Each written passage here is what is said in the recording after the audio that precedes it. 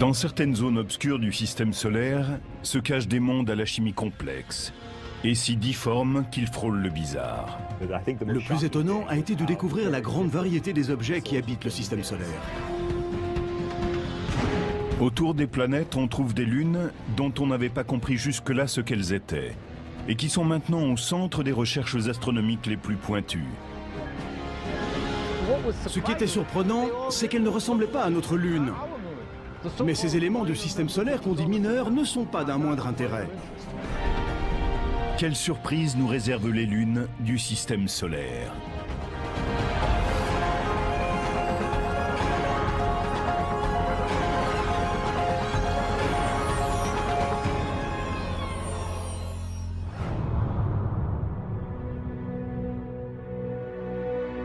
Le système solaire a toujours été un terrain fertile pour les écrivains de science-fiction. Mais grâce aux télescopes de plus en plus perfectionnés et aux sondes robotisées, aujourd'hui le rideau s'est levé sur un nouveau balai lunaire.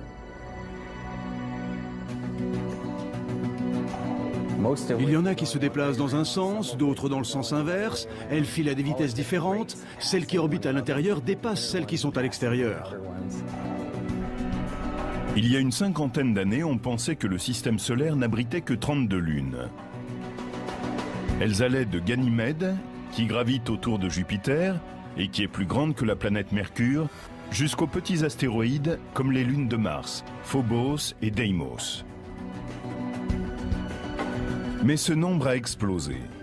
En 2007, des scientifiques annoncent la découverte de 20 nouvelles lunes autour de Jupiter, d'une autour de Saturne et de 3 autour de Neptune. Ce qui s'est passé, c'est que les télescopes astronomiques ont été équipés de ce qu'on appelle des caméras CCD. Ce sont des caméras numériques, comme tout le monde en a aujourd'hui. Il est difficile d'obtenir des astronomes le nombre exact de lunes ou de satellites du système solaire. Au fur et à mesure que les caméras deviennent plus sensibles et les télescopes plus puissants, on en découvre de plus en plus.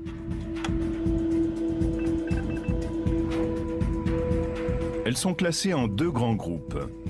Il y a celles qui tracent des orbites quasi circulaires au-dessus du plan de l'équateur de leur planète. Ce sont les lunes régulières.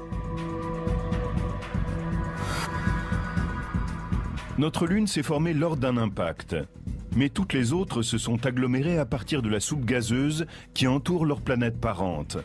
Un processus connu sous le nom d'accrétion. Un exemple classique de satellite régulier, ce seraient les lunes galiléennes de Jupiter. Io, Europe, Ganymède et Callisto. Le matériau qui allait donner naissance à Jupiter était un peu trop abondant. Le surplus s'est donc accumulé pour former les lunes. Les lunes irrégulières suivent des orbites inclinées et fortement elliptiques, dans le plan de l'équateur de leur planète. La plupart d'entre elles se déplacent de façon rétrograde, c'est-à-dire dans le sens des aiguilles d'une montre, alors que leur planète tourne dans l'autre sens. Phoebe, un satellite de Saturne récemment découvert, en est un parfait exemple. Au début, elle était indépendante et tournait autour du Soleil, avant d'être capturée par Saturne, plus massif.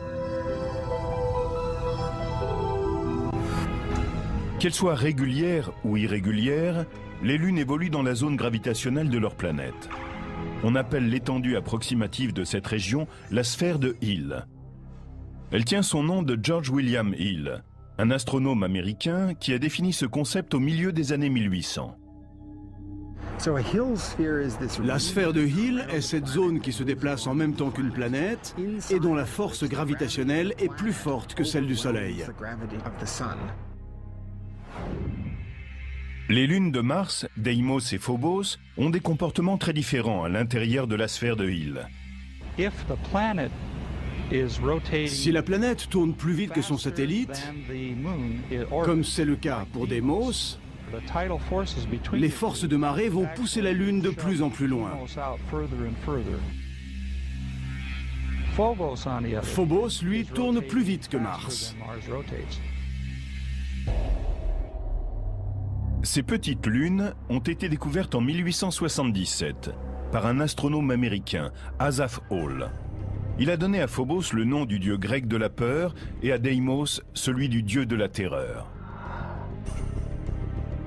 Tom Duxbury faisait partie de la mission Mariner 9, qui en novembre 1971 a photographié pour la première fois les deux lunes en forme de pommes de terre. C'était tard dans la nuit, par une journée froide, pluvieuse, sombre et maussade. J'ai tourné la photo sur le côté. La lune ressemblait à un crâne. C'était une image sinistre.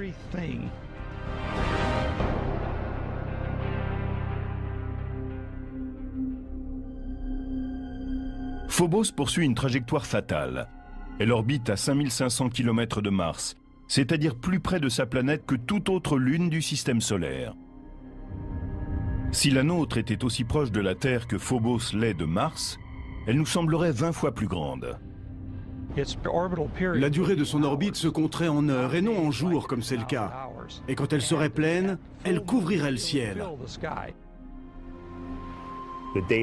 Les marées diurnes auraient une amplitude 10 fois plus importante. Et la Lune finirait peut-être par s'écraser sur la Terre.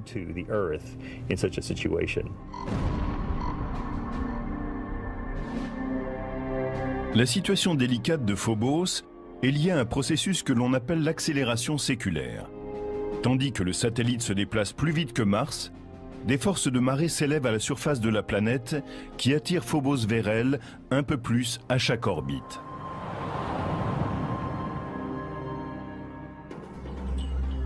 La lutte entre les deux objets ressemble aux forces qui s'exercent dans un jeu populaire américain, le Tetherball.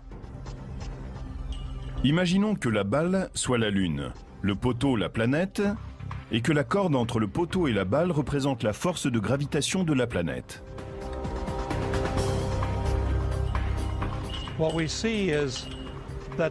Nous voyons que la force de gravitation pousse la Lune à accélérer. Elle va de plus en plus vite et poursuit son chemin jusqu'à frapper le poteau. C'est exactement ce qui arrive à Phobos. Elle orbite autour de Mars plus vite que celle-ci n'avance. L'interaction de marée la pousse à se rapprocher et à accélérer sa marche. Nous pensons que dans 50 millions d'années, Phobos en arrivera à toucher Mars et qu'il disparaîtra en tant que Lune.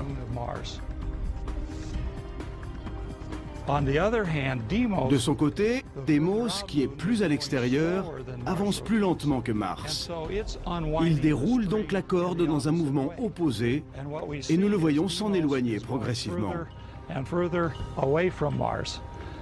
Il est possible que dans le futur, Deimos soit attiré loin de sa planète par la force de gravitation du Soleil.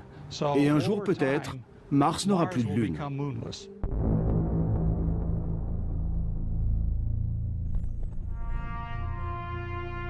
Comme Phobos prend de l'avance sur la rotation de Mars, il semble se lever à l'ouest et se coucher à l'est. Au lieu d'avoir sa planète qui tourne plus vite que lui, comme c'est le cas de notre Lune et d'autres satellites, et donc de se lever à l'est et de se coucher à l'ouest, il est en avance sur la rotation de sa planète, et par conséquent se lève à l'ouest, se déplace en tête et se couche à l'est.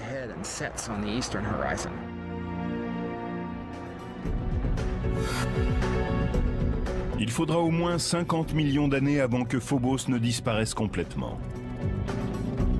Avant cela, on aura peut-être commencé à coloniser Mars. C'est cette idée qu'a développée l'écrivain de science-fiction Arthur C. Clarke dans son livre « Les sables de Mars ». Nous n'avons aucune véritable raison de coloniser Phobos, mais sa position fait de ce satellite une étape naturelle sur la route vers Mars. Du point de vue de la force gravitationnelle, il est beaucoup plus facile d'aller sur Phobos, où il n'y en a aucune, que de lutter avec celle de Mars pour se poser à sa surface. De Galilée à Stanley Kubrick, les planètes géantes du système solaire externe ont toujours enflammé l'imagination des créateurs. Mais en réalité, les explorer serait courir au suicide. La pression accablante de l'atmosphère très épaisse de Jupiter rendrait presque impossible tout mouvement. Pourtant, les satellites de ces monstres peuvent être des plateformes intéressantes pour leur exploration et même leur future colonisation. Ces prisonniers de la force gravitationnelle de Jupiter sont-ils des mondes hostiles? Y a-t-il une chance qu'ils abritent une forme de vie? Ou bien pourrait-il être un havre de sécurité pour les générations futures d'explorateurs planétaires? Jusqu'à une époque toute récente, on savait très peu de choses sur les lunes des géantes gazeuses et glacées. La plupart d'entre elles restaient cachées à l'abri de leur planète. Aujourd'hui, les télescopes et l'exploration spatiale nous révèlent un royaume peuplé par une foule de lunes. Certaines, sphériques, sont semblables à des planètes. D'autres, difformes, mesurent à peine 45 km de diamètre. Jupiter, la plus grande planète du système solaire, est un aimant pour les lunes. Elle s'est formée il y a près de 4,5 milliards d'années, quand un nuage massif de gaz s'est effondré sur lui-même. Ce processus, appelé accrétion, a marqué les débuts du système jupitérien. La plus grande partie du gaz et du matériau qui tournoyait dans l'espace a commencé à former la planète. Et l'autre petite partie s'est rassemblée en amas, tourbillonnant dans l'orbite de Jupiter. Ces accrétions miniatures se sont ensuite solidifiées pour former ces lunes régulières, Io, Europe, Ganymède et Callisto. Une fois Jupiter formée, elle a commencé, grâce à sa force gravitationnelle, à faire entrer dans son cheptel de petits débris, reliquats de la naissance du système solaire primitif.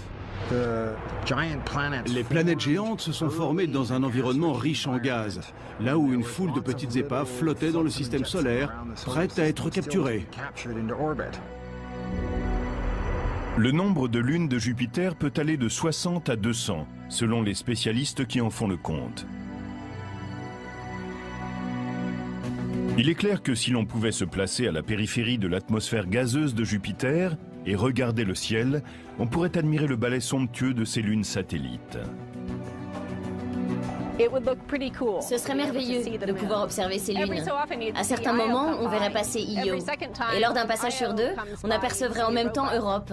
Et une fois sur 4, on verrait aussi Ganymède.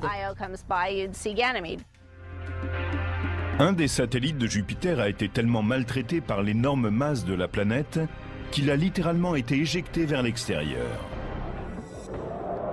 En février 2007, le vaisseau spatial New Horizons, en route pour Pluton, a dirigé ses télescopes vers Io. Celle-ci, qui est à peu près de la taille de notre Lune, orbite à une distance de 395 000 km de Jupiter. Elle se différencie des autres satellites de la grande planète gazeuse par ses éruptions volcaniques spectaculaires. La sonde New Horizons a pris des images détaillées de la lave brillante qui a coulé à la surface de Io et de l'immense panache de poussière, long de 350 km, qui s'élève au-dessus de la Lune en fusion. Comme toutes les lunes régulières de Jupiter, Io tire son nom de celui d'une maîtresse du dieu romain. Elle a été découverte par Galilée en 1610, puis photographiée pour la première fois par Pioneer 1 en 1974 et de nouveau par Voyager en 1979. Son activité trépidante a intrigué les spécialistes pendant des décennies. Chaque jour, à chaque seconde, une tonne de matériaux s'échappe de cette lune qu'est Io. C'est une machine phénoménale. J'aimerais pouvoir aller sur Io, mais ce serait très dangereux, chaud et sulfureux. Io est trop petite. Il est impossible qu'elle ait entretenu la fusion de son noyau depuis sa formation. Un autre processus mystérieux est responsable de cette chaleur. Il se peut que tout l'intérieur de Io soit en fusion, parce qu'elle est comprimée du fait qu'elle orbite autour de Jupiter. Ce phénomène est connu sous le nom de chauffage de marée. La force de gravitation massive de Jupiter provoque une friction interne du noyau de Io. De même qu'un sculpteur malaxe un morceau froid d'argile, Jupiter pétrit et masse Io en permanence. C'est comme si la grande planète reprenait sans fin son ouvrage. Si une lune est soumise au chauffage de marée, elle devient malléable. Elle peut être étirée comme l'argile et déformée par les forces gravitationnelles de sa planète. La surface de la Lune est froide. Elle se brise comme l'argile que l'on peut alors déchirer. Mais l'intérieur est chaud et peut littéralement couler, s'étirer, être malaxé par l'action gravitationnelle de la planète dont elle est le satellite. La plupart des lunes régulières ont des orbites circulaires. Le phénomène de chauffage de marée se produit lorsque le satellite suit une orbite plus allongée et que la distance qui le sépare de sa planète change radicalement au cours d'une même révolution. On observe ce type d'orbite excentrique lorsque les forces gravitationnelles viennent la perturber. Quand une lune subit une orbite excentrique, c'est-à-dire une orbite qui n'est pas circulaire, tantôt elle se rapproche et tantôt elle s'éloigne de la planète. Et quand elle en est très proche, elle est comprimée et mise en pièces.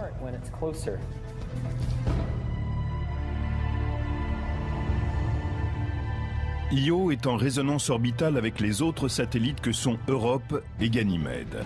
Pendant que Jupiter et Io luttent pour trouver une relation synchrone, Europe et Ganymède attirent Io dans une direction opposée, tandis que Jupiter l'attire dans l'autre sens, et elle se retrouve à la fois écartelée et comprimée. Le chauffage de marée qui s'exerce sur Io produit ces volcans prodigieux, mais a également un autre effet. Il est à l'origine du plus grand objet stationnaire visible du système solaire, un nuage gazeux massif, 500 fois plus grand que Jupiter. En 1990, le professeur Michael Mendillo et son équipe de l'université de Boston ont découvert un immense nuage gazeux qui s'étend de part et d'autre de Jupiter. Ils ont été les premiers à photographier en entier la nébuleuse, ainsi qu'à découvrir son origine et le mécanisme qui lui permet de se développer. Io n'est pas grande, donc elle n'a pas une large atmosphère. Mais ces volcans lui fournissent en permanence un matériau qui la remplace. On peut se demander pourquoi elle n'a pas une atmosphère immense, puisque tous ces volcans sont en activité depuis l'éternité. C'est parce que ce matériau s'échappe. On a récemment découvert que les laves d'Io étaient riches en sodium. Bien que celui-ci ne représente que 5% des matériaux éjectés, les télescopes terrestres le détectent facilement, car il émet une lumière jaune. Sur Terre, il est souvent utilisé pour éclairer les rues des villes du monde entier.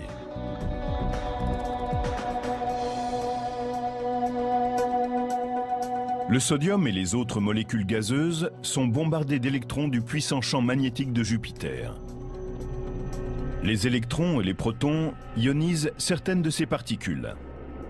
À présent sous forme de plasma, ces ions sont emportés par la magnétosphère puissante de Jupiter. Et leur vitesse augmente rapidement lorsqu'ils sont capturés par le champ magnétique de la planète.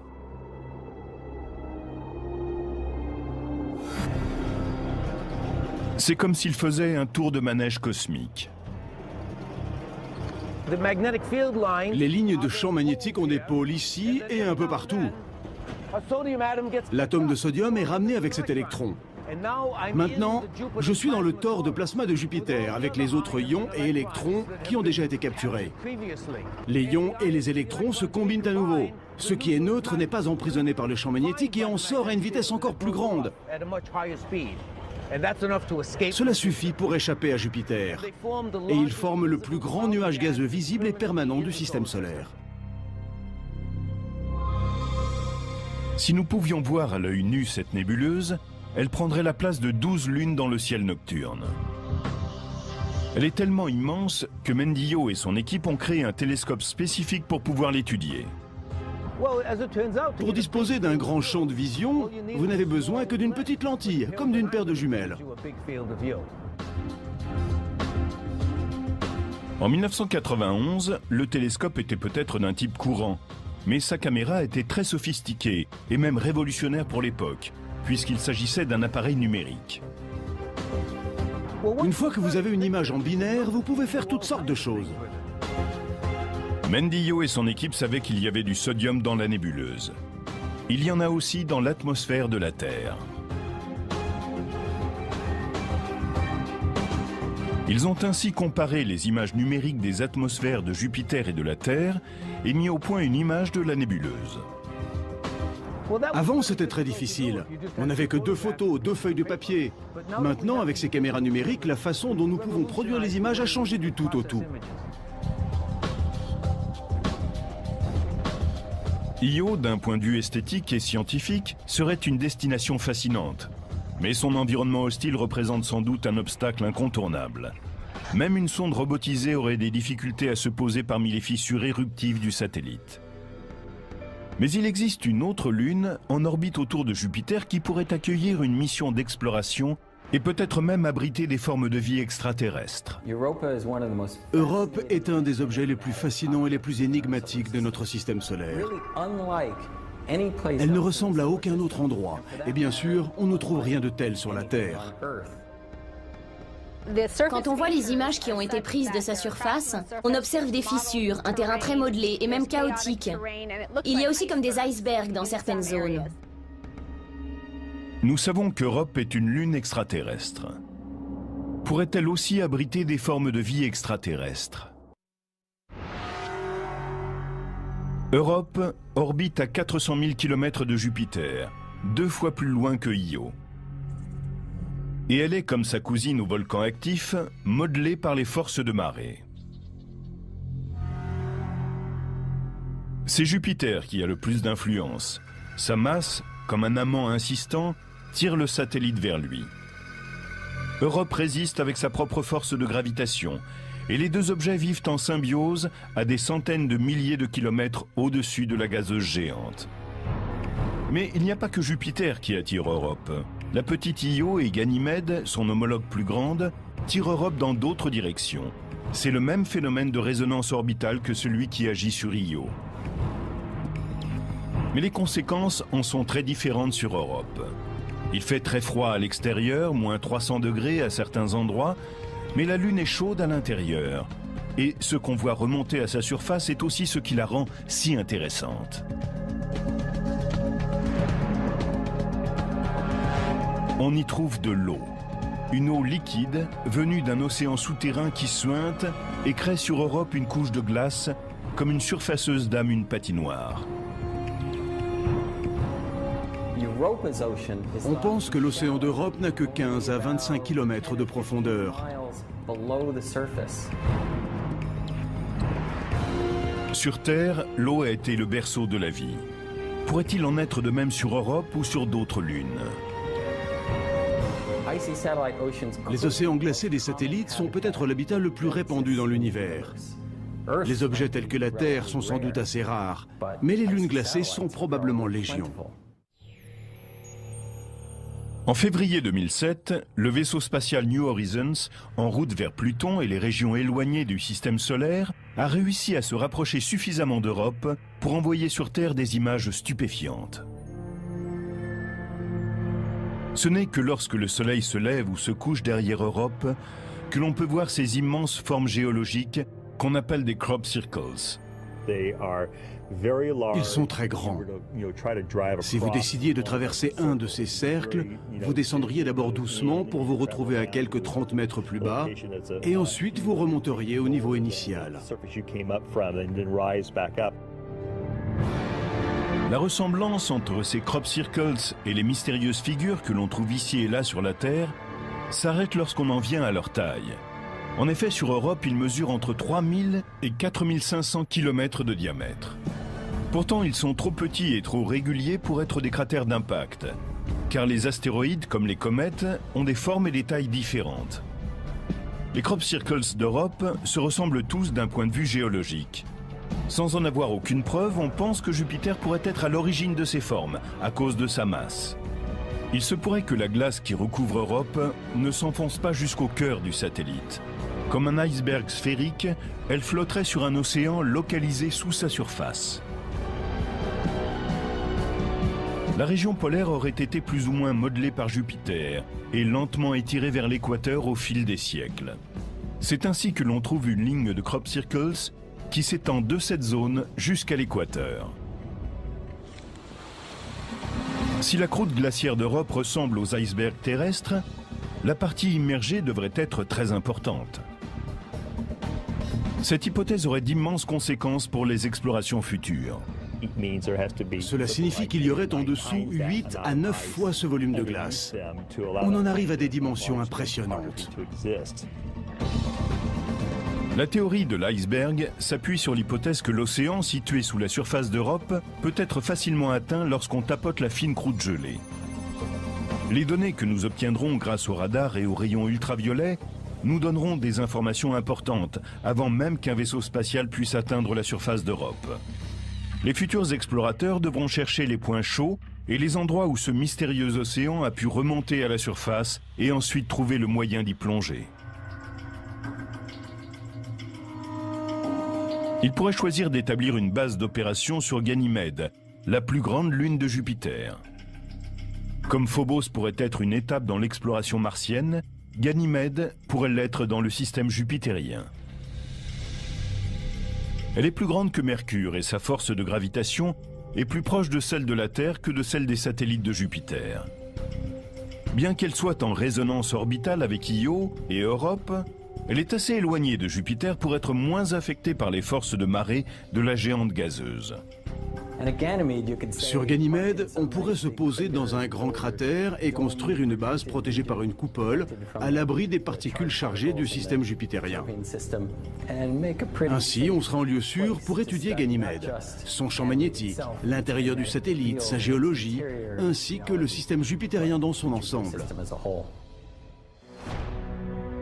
Ganymède est la seule lune du système solaire qui ait son propre champ magnétique. Pour cela, elle doit nécessairement avoir une masse suffisante et un noyau intérieur chaud. Sa masse est évidente, mais la source de cette chaleur reste une énigme. Ganymède est affectée à la fois par les forces de marée de Io et d'Europe. Mais son orbite est assez circulaire pour lui éviter d'être écrasée ou étirée par Jupiter, comme ses voisines plus modestes. On pense que par le passé, un événement a pu infléchir l'orbite de Ganymède. Peut-être son caractère excentrique a-t-il été bousculé pendant un moment. Cela aurait produit une friction importante à l'intérieur et chauffé le noyau. Nous ne savons pas vraiment. Mais le récent passage de New Horizons au-dessus du système jupitérien nous a donné un aperçu des merveilles qui nous attendent lorsque nous approcherons des lunes de Jupiter. Les spécialistes pensent déjà au jour où une sonde robotisée se posera sur l'une d'entre elles et commencera à élucider les secrets de ces mondes énigmatiques.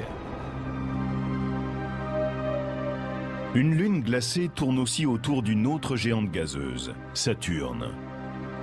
Elle est trop petite pour avoir sa propre atmosphère, mais cela ne l'empêche pas de perturber celle de sa planète. Enceladus, malgré sa petite taille, porte le nom d'un titan de la mythologie grecque. Comme Io et Europe, elle a une orbite excentrique. Les forces de marée de Saturne pressent et malaxent cette petite lune et produisent de la chaleur en son centre.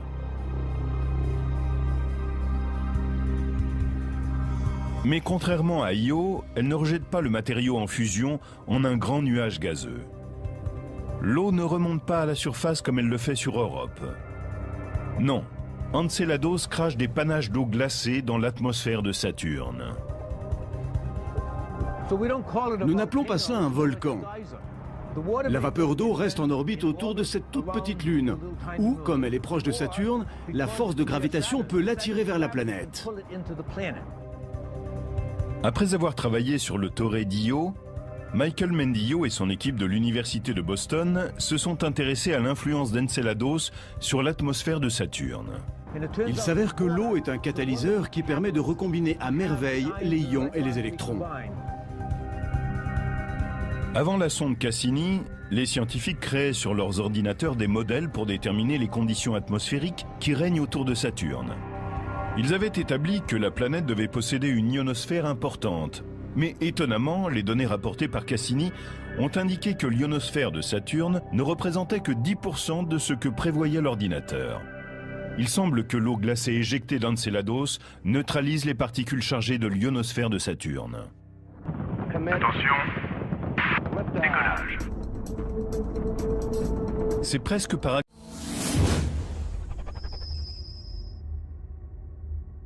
accident que les scientifiques ont appris l'influence de l'eau sur l'atmosphère de la planète.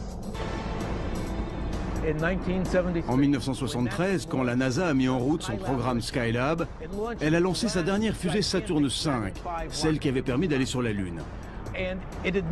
Jamais un vaisseau spatial n'avait réussi à rester en pleine combustion jusque dans la ionosphère. La gigantesque fusée a largué, à partir d'un de ses moteurs, 1 tonne de vapeur d'eau par seconde. Et ce jour-là, la ionosphère a failli disparaître.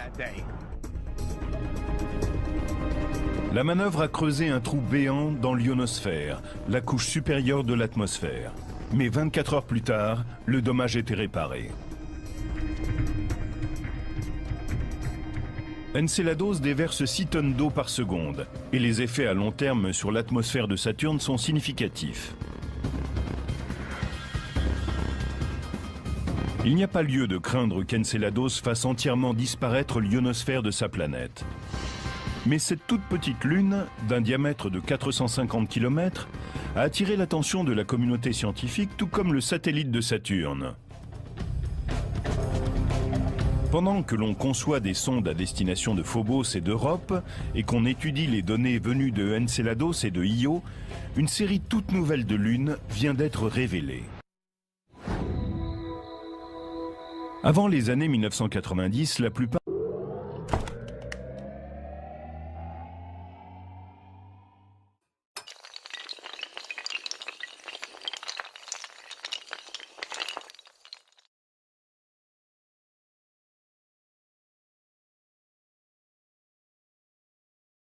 qui allait donner naissance à Jupiter était un peu trop abondant.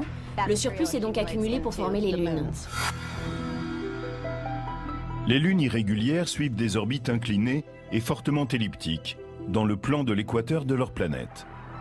La plupart d'entre elles se déplacent de façon rétrograde, c'est-à-dire dans le sens des aiguilles d'une montre, alors que leur planète tourne dans l'autre sens. Phoebe, un satellite de Saturne récemment découvert, en est un parfait exemple. Au début, elle était indépendante et tournait autour du Soleil, avant d'être capturée par Saturne, plus massif. Qu'elles soient régulières ou irrégulières, les lunes évoluent dans la zone gravitationnelle de leur planète. On appelle l'étendue approximative de cette région la sphère de Hill. Elle tient son nom de George William Hill, un astronome américain qui a défini ce concept au milieu des années 1800. La sphère de Hill est cette zone qui se déplace en même temps qu'une planète et dont la force gravitationnelle est plus forte que celle du Soleil. Les lunes de Mars, Deimos et Phobos, ont des comportements très différents à l'intérieur de la sphère de Hill. Si la planète tourne plus vite que son satellite, comme c'est le cas pour Deimos, les forces de marée vont pousser la Lune de plus en plus loin. Phobos, lui, tourne plus vite que Mars. Ces petites lunes ont été découvertes en 1877 par un astronome américain.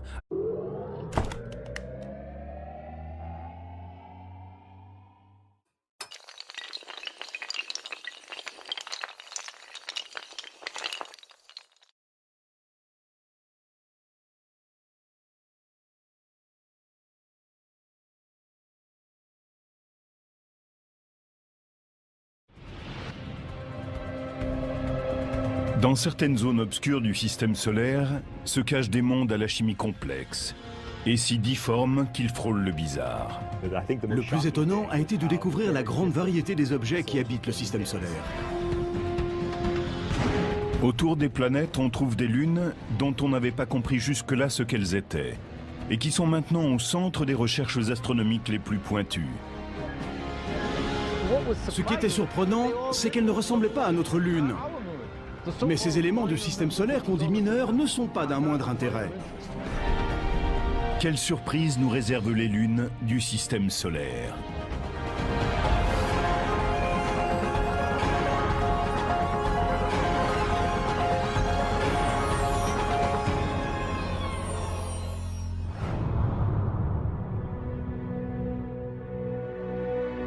Le système solaire a toujours été un terrain fertile pour les écrivains de science-fiction.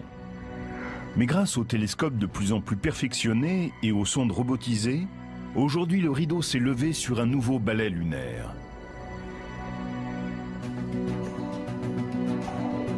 Il y en a qui se déplacent dans un sens, d'autres dans le sens inverse. Elles filent à des vitesses différentes. Celle qui orbite à l'intérieur dépasse. Asaph Hall. Il a donné à Phobos le nom du dieu grec de la peur et à Deimos celui du dieu de la terreur. Tom Duxbury faisait partie de la mission Mariner 9, qui en novembre 1971 a photographié pour la première fois les deux lunes en forme de pommes de terre.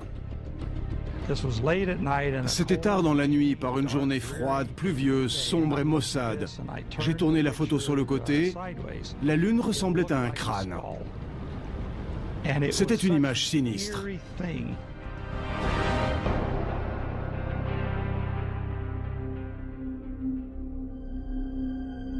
Phobos poursuit une trajectoire fatale. Elle orbite à 5500 km de Mars, c'est-à-dire plus près de sa planète que toute autre lune du système solaire. Si la nôtre était aussi proche de la Terre que Phobos l'est de Mars, elle nous semblerait 20 fois plus grande. La durée de son orbite se compterait en heures et non en jours comme c'est le cas. Et quand elle serait pleine, elle couvrirait le ciel. Les marées diurnes auraient une amplitude 10 fois plus importante. Et la Lune finirait peut-être par s'écraser sur la Terre.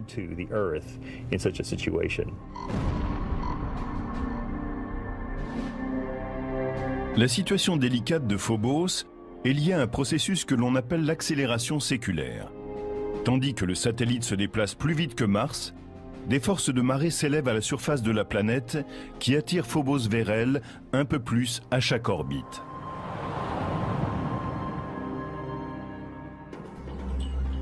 La lutte entre les deux objets ressemble aux forces qui s'exercent dans un jeu populaire américain, le Tetherball. Imaginons que la balle soit la Lune, le poteau la planète, et que la corde entre le poteau et la balle représente la force de gravitation de la planète.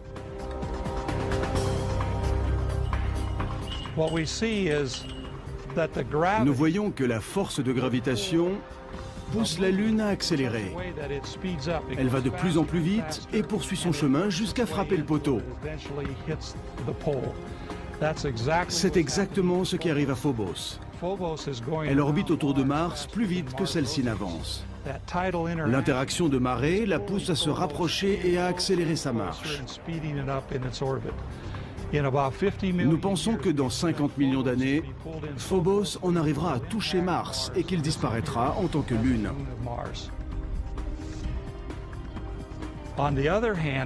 De son côté, Deimos, qui est plus à l'extérieur, avance plus lentement que Mars. Il déroule donc la corde dans un mouvement opposé et nous le voyons s'en éloigner progressivement. Il est possible que dans le futur, Deimos soit attiré loin de sa planète par la force de gravitation du Soleil. Et un jour peut-être, Mars n'aura plus de lune.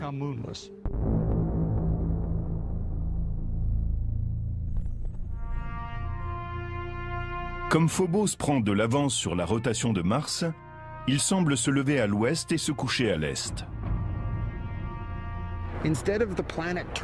Au lieu d'avoir sa planète qui tourne plus vite que lui, comme c'est le cas de notre Lune et celles qui sont à l'extérieur.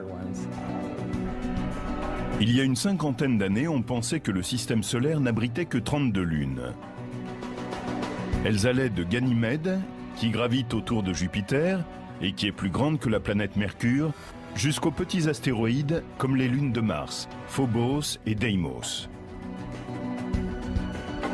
Mais ce nombre a explosé. En 2007, des scientifiques annoncent la découverte de 20 nouvelles lunes autour de Jupiter, d'une autour de Saturne et de 3 autour de Neptune. Ce qui s'est passé, c'est que les télescopes astronomiques ont été équipés de ce qu'on appelle des caméras CCD.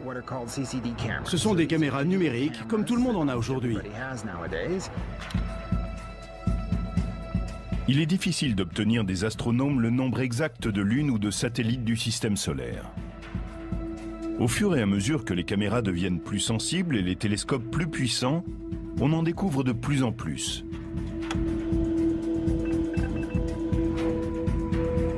Elles sont classées en 2 grands groupes. Il y a celles qui tracent des orbites quasi circulaires au-dessus du plan de l'équateur de leur planète. Ce sont les lunes régulières.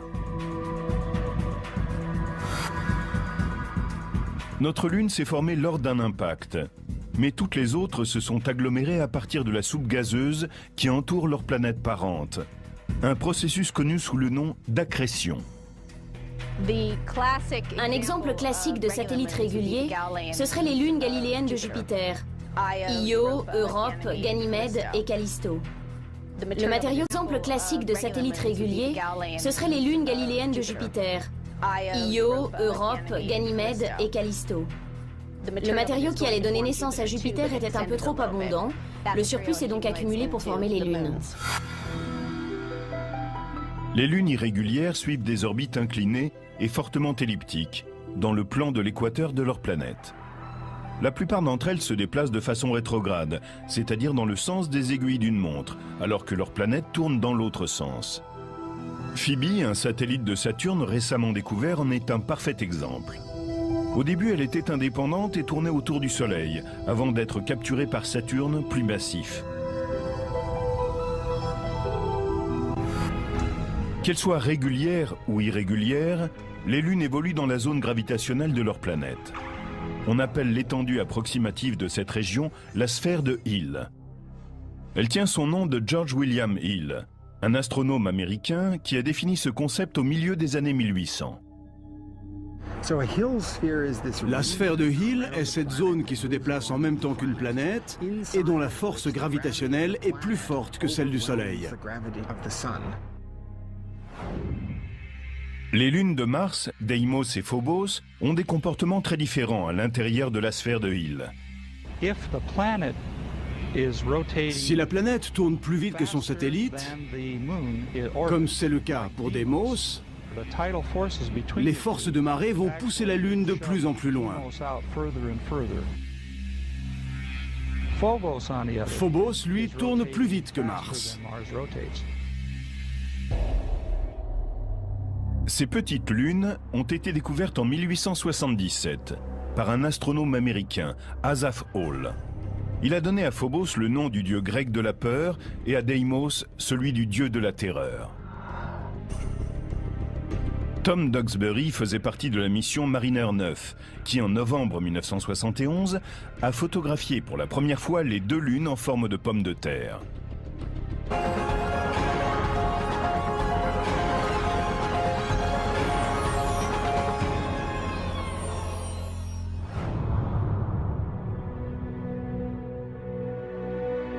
Le système solaire a toujours été un terrain fertile pour les écrivains de science-fiction. Mais grâce aux télescopes de plus en plus perfectionnés et aux sondes robotisées, aujourd'hui le rideau s'est levé sur un nouveau balai lunaire. Il y en a qui se déplacent dans un sens, d'autres dans le sens inverse. Elles filent à des vitesses différentes. Celles qui orbitent à l'intérieur dépassent celles qui sont à l'extérieur. Il y a une cinquantaine d'années, on pensait que le système solaire n'abritait que 32 lunes. Elles allaient de Ganymède, qui gravite autour de Jupiter et qui est plus grande que la planète Mercure, jusqu'aux petits astéroïdes comme les lunes de Mars, Phobos et Deimos. Mais ce nombre a explosé. En 2007, des scientifiques annoncent la découverte de 20 nouvelles lunes autour de Jupiter, d'une autour de Saturne et de 3 autour de Neptune. Ce qui s'est passé, c'est que les télescopes astronomiques ont été équipés de ce qu'on appelle des caméras CCD. Ce sont des caméras numériques, comme tout le monde en a aujourd'hui. Il est difficile d'obtenir des astronomes le nombre exact de lunes ou de satellites du système solaire. Au fur et à mesure que les caméras deviennent plus sensibles et les télescopes plus puissants, on en découvre de plus en plus.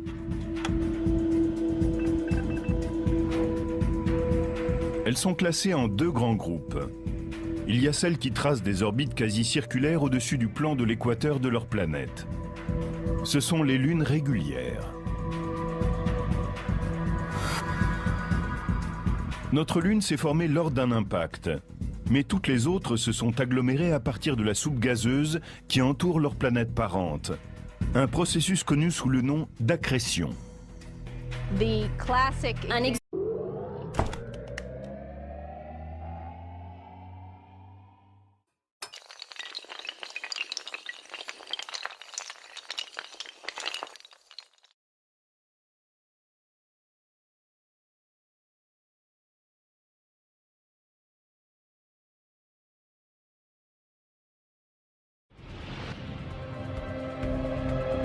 Dans certaines zones obscures du système solaire se cachent des mondes à la chimie complexe. et si difforme qu'il frôle le bizarre. Le plus étonnant a été de découvrir la grande variété des objets qui habitent le système solaire. Autour des planètes, on trouve des lunes dont on n'avait pas compris jusque-là ce qu'elles étaient, et qui sont maintenant au centre des recherches astronomiques les plus pointues. Ce qui était surprenant, c'est qu'elle ne ressemblait pas à notre Lune. Mais ces éléments du système solaire qu'on dit mineurs ne sont pas d'un moindre intérêt. Quelle surprise nous réservent les lunes du système solaire ?